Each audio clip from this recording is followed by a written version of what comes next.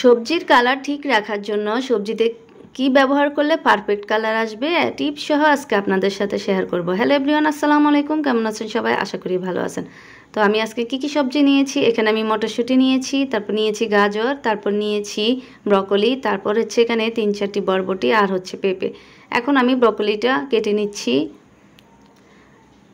বাসায় থাকা উপকরণ দিয়ে আপনারা খুব সহজে সবজি রান্না করতে পারবেন। এই সবজিটা এত মজার হয়েছে, মানে কি বলবো, আমি বেশি কোনো উপকরণ ইউজ করিনি, খুবই কম উপকরণ ইউজ করে আপনাদের মাঝে এই সবজি রান্নাটা দেখাবো, শেয়ার করব আপনাদের সাথে। ব্রকলি কেটে নিয়েছি, এখন আমি পানিতে ভিজিয়ে রেখেছি। তারপর আমি এখন গাজর কেটে নিচ্ছি। গাজরের উপরের অংশটা একটু ছিলে নিয়েছি, এখন আমি ছুরির সাহায্যে কেটে নিচ্ছি। প্রথমে আমি গোল গোল পিস করে কেটে নিব, তারপরে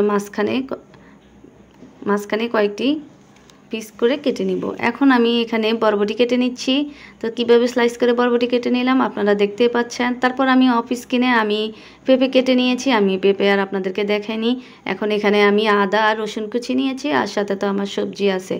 বেশি কোনো উপকরণে খুবই ঝামেলাহীন একটা সবজি রান্না করে আপনাদেরকে দেখাবো। তো এখন আমি কড়াইতে পানি একটু ফুটে আসলে দিয়ে দিয়েছি পেঁপে, তারপরে আমার বাকি যে সবজি আছে সবগুলো সবজি আমি দিয়ে দিয়েছি। এখন আমি একটু ভালো করে মিশিয়ে নিচ্ছি, একটু নেড়ে ছেড়ে দিলাম।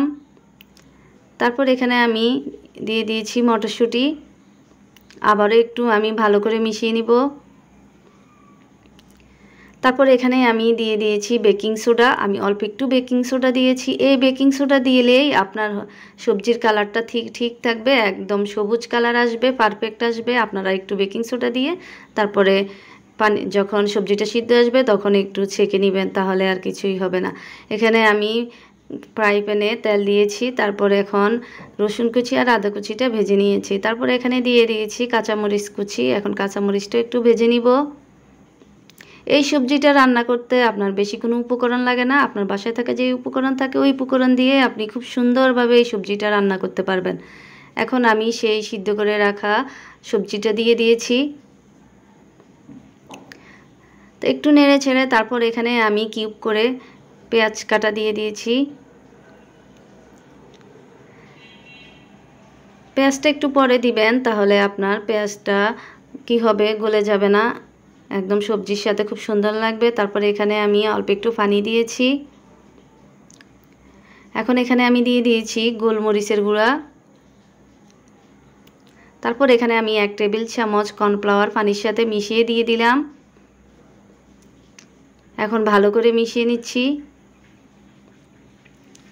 মিশিয়ে নেওয়া শেষ, তারপর আমার সবজি রান্না রেডি। দেখতেই পাচ্ছেন খুব কম উপকরণে আমি এই সবজিটা রান্না করেছি। কেমন হয়েছে আমার এই সবজি রান্না আপনারা অবশ্যই কমেন্ট করে জানাবেন। সবাই আমার পাশে থাকবেন। আল্লাহ হাফেজ।